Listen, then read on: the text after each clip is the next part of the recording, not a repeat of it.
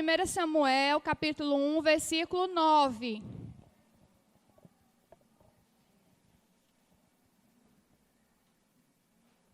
Amém?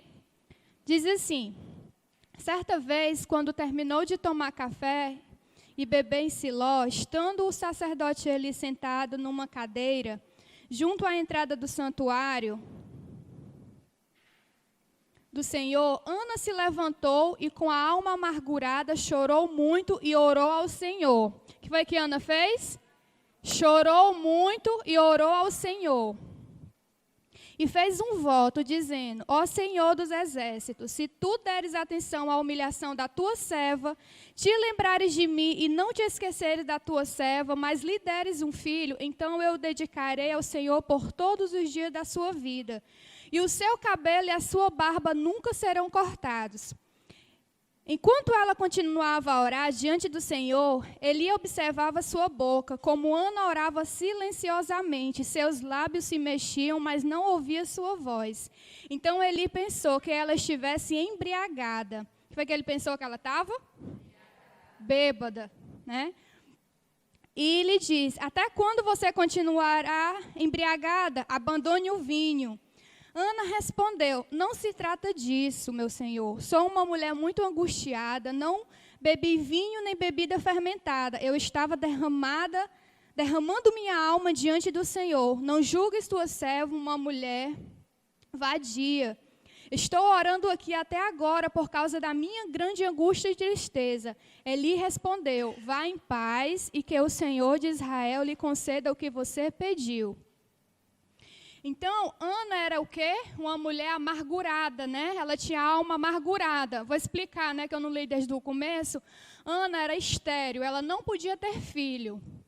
E naquele tempo, no Antigo Testamento, os homens, eles podiam, né? Não podiam, mas eles casavam mais de uma vez. Ele tinha duas esposas. E a outra esposa do marido de Ana, ela ria dela. Ela zombava de Ana, porque Ana não podia engravidar, Ana não podia ter filhos. E aquilo estava angustiando, estava maltratando Ana, estava fazendo que ela sofresse muito, porque ela queria muito ter um filho. E até o seu marido chegou para ela e falou, né: Ana, eu não valho mais para ti do que filhos, né? Mas não, ela amava seu marido sim, só que ela queria muito ter filhos e ela não podia, né? Aqui todas...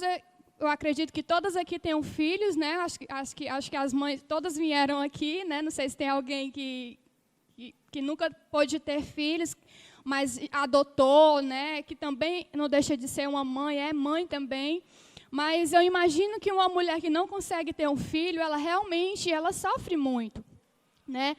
Só que Ana, ela tomou uma atitude. Ela foi e correu para os pés do Senhor. Ela foi ao templo. Era comum naquele tempo as pessoas eles irem anualmente ao templo adorar o Senhor. E quando ela chegou ali, ela estava orando. E era uma oração, gente, eu acredito que tão intensa, né? Com tanta fé, ao ponto de ela ser confundida com uma mulher que estava bêbada. Porque eu acho que ela não só chegou aqui e disse: ah, Deus, eu queria tanto ter um filho, se tu me der um filho, eu entregarei para ti. Não, eu acredito que não, porque o sacerdote, né, o líder daquela igreja, ele confundiu ela com bêbada, porque eu acredito que a forma como ela estava orando chamou muita atenção daquele homem. Eu acho que ela estava chorando muito, né, quebrantada mesmo na presença do Senhor. E muitas vezes, o que acontece? Tem gente que diz assim: ah, quando está na peia, corre para a igreja para ir atrás de Deus. Eu não penso dessa forma. Eu penso que quando a pessoa está sofrendo lá fora e ela corre para a igreja, ela não vem atrás de Deus. Ela vem atrás da igreja, de pessoas, de coisas, de qualquer coisa, menos de Deus. Porque muitas pessoas, elas conseguem, às vezes elas até conseguem, alcançam aquilo que elas querem, mas quando elas alcançam, elas vão embora, porque o propósito dela foi errado. Elas não veio pela motivação correta. Mas Ana, né, e outras pessoas poderiam até dizer assim: nossa, né, o líder dela, que estava jogando pedra, perseguiu ela, estava, né, como talvez tem pessoas que pensem dessa forma: eu estou sendo perseguida, eu estou sendo apedrejada pelo meu líder, ou por irmão da igreja. Mas Ana, como foi que ela respondeu ao sacerdote quando ele falou, mulher, até quando você vai estar bêbada, né? Ela respondeu, gente, com mansidão, né? Que é um dos frutos do Espírito. Ela respondeu com mansidão. Ela disse, ô meu Senhor, eu não estou bebendo vinho, bebida fermentada, né? Eu estou aqui quebrantada na presença do Senhor. Então, naquele momento, o sacerdote, o líder dela, abençoou a vida dela e ela recebeu aquela palavra para ela. Ele disse que ela fosse em paz e que Deus concedesse a ela aquilo que ela estava querendo. E ela recebeu. E o que eu aprendo com Ana? Algumas coisas nós podemos tirar para a nossa vida, né? A primeira é a respeito da oração, né? Porque eu acredito muito na oração. Às vezes a gente quer conseguir coisas, a gente corre para um lado, corre para o outro, tenta fazer com a força do nosso braço, mas a gente esquece do principal, que é orar. Eu acredito muito na oração, então eu acho que o que Ana fez é um exemplo para nossas vidas. A Bíblia diz que ela estava angustiada, estava amargurada a alma dela, estava sofrendo a ponto, né, dela estar muito mal, dela chorar, mas ela correu e orou, né? Segunda coisa que a gente pode aprender com Ana é a submissão ao líder, né? Quantas pessoas, às vezes, quando alguém vai chamar a atenção, olha, minha irmã, você está errada nisso, não faça desse jeito, até quando... No caso dela, ela estava certa e ele estava errado, ele confundiu. Mas mesmo ela estando certa, ela recebeu aquela palavra para a vida dela, porque ela entendia que ele era uma autoridade na vida dela. E quando ela entendeu isso, ela foi abençoada. E na mesma hora a Bíblia fala que ela saiu dali, ela comeu e o seu rosto não era mais triste, porque ela estava muito triste. Ela recebeu aquela palavra, ela entendeu que não, esse homem de Deus, esse meu líder, ele disse que Deus vai conceder aquilo que está no meu coração. E ela recebeu aquela palavra para ela, e ela saiu ali como se ela tivesse saído da igreja, fosse ali no alicate, me dá ali 200 gramas de maminha, de baião, né? Pediu lá suco, né? Que é refrigerante, devagar, né? Uma jarra de suco, e comeu. E ali ela se alegrou, o rosto dela, a Bíblia diz que ela estava feliz agora. Ela foi embora, né? Passou o tempo, teve relações com seu marido, o tempo passou e ela engravidou. Olha que bênção. Deus se lembrou da oração de Ana. Só que a Ana, ela fez uma coisa, que foi que ela fez lá no templo. Ela disse que se ele permitisse que ela engravidasse, que ela tivesse o filho, que ela fosse abençoada ao ponto de ter filho, ela ia dar esse filho ao Senhor, né? Só que, será, gente, eu estava preparando essa palavra e eu estava pensando, meu Deus, como isso deve ter sido difícil. Porque quando a criança nasce, né, eu vou já falar o processo, os 9 meses do processo da gravidez, cada formação da criança para você, porque eu acho que tem gente que nem sabe como é que vai sendo formada a criança. Mas só para você entender a importância da sua vida na vida de uma criança, né? E quando aquela criança foi gerada, quando ela nasceu, eu acredito que Ana olhou assim para o rostinho dela, porque a Bíblia diz que ela só entregou Samuel depois que ela amamentou. Tem gente que o correto é amamentar durante 6 meses, né? Mas tem mulher que amamenta até 1 ano. Então, esse período de até 1 ano é o período que a criança está aprendendo, está começando a engatinhar, sentar, são descobertas e que você fica babando, né? Cada descoberta é uma coisa que você fica, nossa, que coisa linda.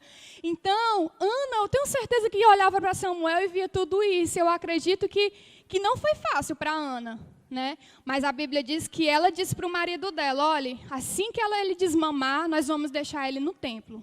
Nós vamos deixar ele devolver e entregar ao Senhor. Eu vou falar aqui, eu vou ler, tá certo? Os passos dos meses quando a criança é gerada, para a gente poder falar em algo que eu queria. No primeiro mês, em 24 dias, começa a bater o coração, a espinha dorsal e o sistema digestivo estão no estágio inicial. Segundo mês, a criança tem pouco mais de 12 centímetros e, nesse período, seus pés e braços começam a brotar e seus olhinhos eles ainda não se abrem, ainda estão fechadinhos, com 2 meses. Terceiro mês, braço, perna, pescoço, rosto, todo o corpo estão tomando forma e os órgãos estão se formando intensamente. A água que ele cerca, lhe dá flutuações, ela não é estragada. A água que está aqui, ela não é uma água estragada. Ela está sendo renovada a cada dia. A criança está envolvida no sistema de sustento, ali há nutrientes para ela. Há um nutriente que está alimentando ela. No quarto mês, a criança move os pés desde o segundo mês já. Só que agora ela pesa 38 gramas e nesse período que a mãe já sente o seu movimento e sabe que ela está viva. Né? No quarto mês que a gente começa a sentir o movimento da criança. Não sei se vocês tinham prestado atenção nisso, mas eu falo, foi mesmo, foi aí que eu comecei a sentir os movimentos da Thalita, né? No quinto mês, todos os órgãos internos estão formados, exceto os pulmões. Estão plenamente desenvolvidos. No sexto mês, uma felpa cor de pêssego aparece cobrindo o seu corpo e o seu cabelo começa a crescer. A criança já conhece a minha voz e a voz de quem está ao meu redor. Isso acontece no sexto mês. No sétimo mês, todas as partes do seu corpo estão formadas. Seus olhos estão abertos já. Ele já ouve as batidas do meu coração, da mãe. Seus pulmões já estão totalmente desenvolvidos e o seu peso dobrou desde o mês passado. Agora, até nascer, ele já pode, com 7 meses. Já viu criança nascer de 7 meses? Até de 6, né? Mas o que não é mais arriscado é o de 7, né? No oitavo mês, nesse momento, a criança e a mãe, psicologicamente, são um. Por quê? Porque ela se prepara para a chegada do bebê e ele deve estar aproximadamente com uns 2,5 kg. Está ficando apertado e está sendo bem difícil de se mexer lá dentro da barriga.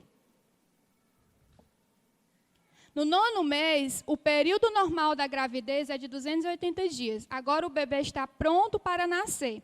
Jesus está lá para fazê-lo nascer. Assim foi com a gente e com Samuel. Assim é formado cada um de nós.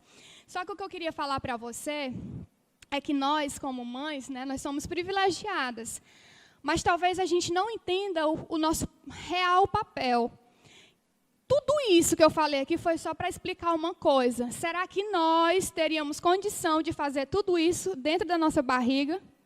Não. Quem faz isso, gente? É o Senhor. A Bíblia diz, em Jeremias 1,5, que antes de formá-lo, eu o escolhi. Aí ele diz assim, antes de formá-lo, eu o escolhi. Então, foi Deus que formou. Então, não sou eu, Gilmara, que formei a Thalita. Quem foi? Foi Deus.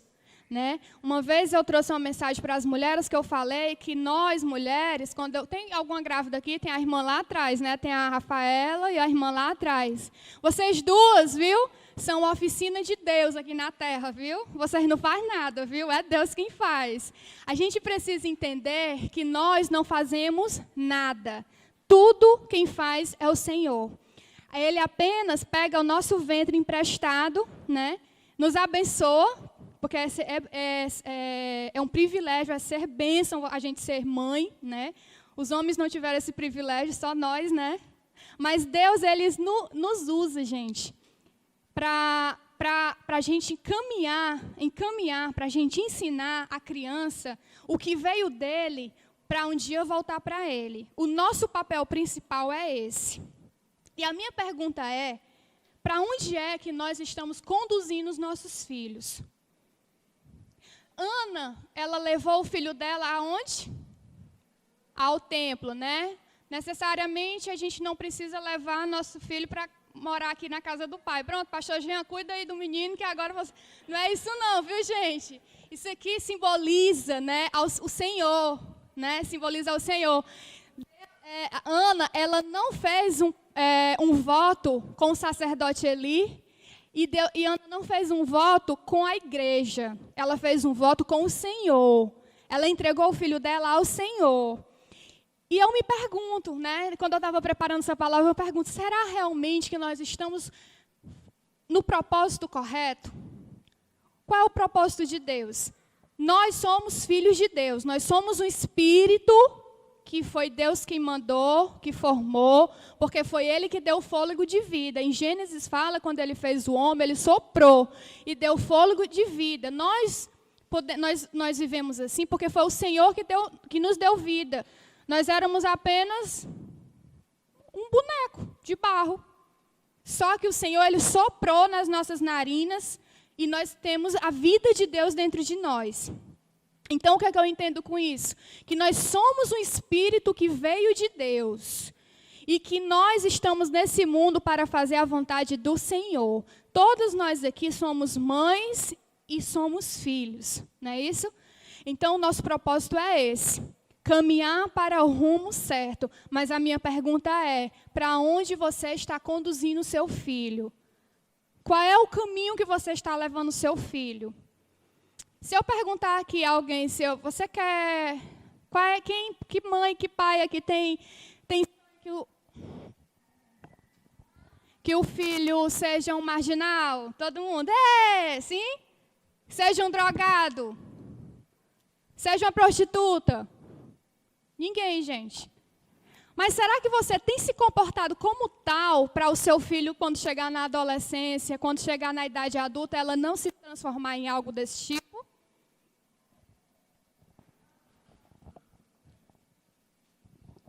Porque, às vezes, a gente diz assim, né?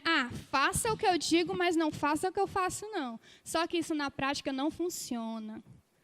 Você é o maior exemplo dentro da sua casa para o seu filho. Se você quer que o seu filho não minta, então não seja um mentiroso, então pare de mentir. Se você não quer que o seu filho cresça, se torne um alcoólatra, então pare de beber. Se você não quer que o seu filho seja uma prostituta, então pare de se comportar como tal. O nosso exemplo é o que eles vão olhar, é o que eles vão querer ser. Mas eu não minto não, né? Isso é tão antigo, mas eu vou falar. Na época que eu dava palestra para os professores, eu bem nova convertida, eu lembro que eu fiz assim, você não mente não, e quando alguém liga para a sua casa e diz assim, pergunta por você, você diz assim, diz que eu não estou. Aí o menino vai lá e o papai diz que não está, né? Às vezes ele ainda já está tão treinado que ele diz, papai não está. E o que você fez? Você não estava em casa, não? Né? Eu estou dando um exemplo, né? Porque eu usei isso uma vez e teve uma mãe que eu lembro que, meu Deus. Aí ela pegou e disse assim, olha, o meu filho, na hora lá, né? Era uma reunião de pais e mestres. Aí ela disse assim, olha, o meu filho, ele não come feijão. Não toma caldo de feijão. Só que todo pai quer que o filho coma feijão, né? Só que quase nenhum criança quer comer feijão. Aí ela disse assim para mim, na época, Gilmara, sabe o que eu estava fazendo? Tu falou isso aí, agora chega me ver assim, como a gente pensa que não está mentindo, porque eu perguntei, quem aqui mente para o filho? Aí todo mundo levantou que não. Aí eu fiz essa pergunta. Quando eu fiz, aí foram baixando, né? Foram baixando. Aí ela pediu a oportunidade para falar desse exemplo. Aí ela disse que ela fazia. Ela passava o feijão no liquidificador com um pouquinho de caldo e dava para a criança dizendo que era chocolate. Só que o bichinho não conhecia chocolate. Aí foi nisso, foi. Quando chegou um dia, o menino estava de trás da porta da cozinha e viu ela passando o feijão no liquidificador. Aí ele disse para ela, mamãe, a senhora mentiu para mim. Nossa, que vergonha, né, gente? Eu acho que se a Thalita chegasse para mim e dissesse assim, mamãe, a senhora mentiu para mim, eu acho que eu ia ficar com tanta vergonha. Porque eu procuro ser realmente um referencial para minha filha. Algumas pessoas que já são mais próximas a mim, elas sabem. Um dia, né, eu perguntei para a Thalita o que é que ela queria ser. Ela não entende ainda essa questão de qual profissional ela quer ser. Eu perguntei, filha, quando tu crescer, tu quer ser o quê? Ela disse assim, pastora. Aí ela chega até eu tomei um susto, porque não era uma profissão, né? Só que ela não tem esse entendimento. Mas por que ela falou isso, gente? Porque é esse o exemplo que ela quer para a vida dela, porque é isso que ela tem visto em casa. Nós fomos para Curitiba ano passado, em março, e uma pastora conversando, ela perguntou assim, como é que a sua filha ali veio? Aí eu, sei não, pastora, não faço nem ideia como é que ela me vê. Você vai saber como a sua filha lhe vê se você mandar ela limitar. Mas quem tem coragem aqui de mandar o filho limitar? Porque talvez ele possa realmente dar um beijinho, dar carinho, mas ele possa, para com isso, não sei o quê, né? A gente só vai saber como é que a gente se comporta com o nosso filho quando a gente pede para ele imitar a gente. Só que quem tem coragem de fazer isso, né? Porque a gente às vezes faz, mas nem imagina que nós estamos ensinando o errado para os nossos filhos, né? Então, a atitude de Ana, gente, o que mais me chamou a atenção, além da oração, da submissão ao líder dela, foi a obediência a Deus. Ela poderia muito bem fazer como muitas pessoas fazem, fazer um voto com Deus e quebrar. Mas Ana conhecia a Deus e sabia que aquele filho foi gerado de Deus e que aquele filho não era dela. Nasceu dela, mas o papel dela era conduzi-lo até o Senhor, até o propósito correto. É esse o nosso papel como mães. Conduzir os nossos filhos no caminho do Senhor. A Bíblia fala que ensina a criança o caminho que deve andar e ainda que ela cresça, ela não se desviará dela. Mas quantos de nós aqui temos feito isso? Quem aqui tem pago um preço em oração pelos seus filhos? Quem aqui tem orado, ensinado os seus filhos a orar? À noite, o meu marido, toda noite a Thalita já sabe. Papai, esqueceu de orar hoje. O Júnior não esquece, mas às vezes ele está lendo, né, olhando alguma coisa, mas ela não esquece. Ela, papai, esqueceu de orar hoje e de me enrolar. Ela espera a gente botar o lençol em cima dela. E de manhã, quando ela acorda, eu acordo mais cedo, quando ela acorda, a primeira coisa que a gente faz, que eu faço com ela é orar. Eu preciso ser exemplo para minha filha. A minha filha precisa crescer conhecendo a Deus. Conhecer a Deus, gente, é não só em oração, mas é conhecendo na palavra, é sentar e ensinar para ela, é nas minhas atitudes, é como eu estou me comportando, é nas minhas ações. É isso que os nossos filhos vão ver quem é Deus através da nossa vida. Mas se nós não andamos nessa linha, eles vão andar na linha que a gente anda também. Aí, muitas vezes, tem gente que diz assim, meu Deus, é muito comum, quando chega na idade adolescente, não todos, né, mas a grande maioria, muita gente se rebela. Muitos filhos chegam nessa idade e ficam numa mudança, né, num questionamento, tudo questiona, tudo. Isso é muito comum acontecer. Aí os pais muitas vezes perguntam o porquê. O porquê? O porquê é porque você talvez não tenha se comportado como a Bíblia diz para você ser. Aí, mas eu não queria que o meu filho fosse assim. Pois então se comporte como uma mulher de Deus. Né? Eu até falei isso aqui nas mulheres também, né? Sobre não vou falar não, porque tem alguns homens aqui, eu não vou falar não. Deixa pra lá. Né? Mas então, gente, olha, eu já vi filhos aqui na igreja.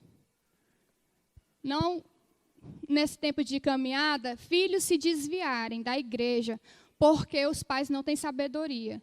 Porque pais falam mal de líderes, porque pais falam mal do pastor. Aí o que o filho vai pensar? Eu quero ir para um local desse? Quero não, prefiro estar lá fora no mundo, é melhor. É do mesmo jeito, não tem diferença, não. Porque os pais não têm a sabedoria de entender que um adolescente, uma criança, ela não tem o mesmo entendimento que a gente. Aí, às vezes, dentro do carro, ou passeando, ou vai desabafar para o filho.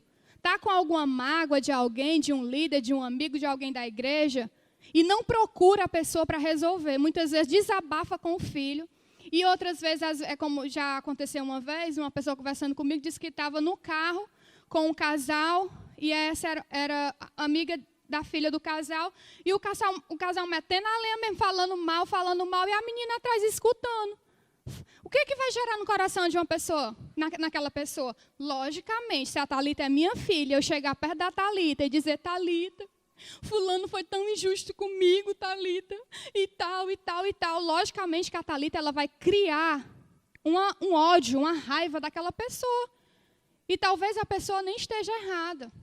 Eu que muitas vezes me coloco como vítima. E não procuro resolver os problemas. Então nós precisamos realmente nos policiar, o nosso comportamento, as nossas atitudes, porque tudo isso vai refletir na sua vida um dia. Hoje, ou mais na frente, pode ter certeza que vai refletir. Porque a gente não planta milho e a gente não colhe feijão. A gente planta milho para nascer milho. O que a gente planta, a gente colhe, infelizmente. Se você tem plantado bênção na vida dos seus filhos, você vai colher bênção, pode ter certeza disso. Quem aqui quer ter filhos abençoados? Homens e mulheres de Deus. Eu tenho certeza, gente, que todo mundo quer ter filhos que cresçam na presença do Senhor, homens e mulheres temente a Deus. Pelo menos essa é a minha vontade. Eu acredito que toda mãe pensa dessa forma. Então, deixa eu ver aqui. Acho que terminei.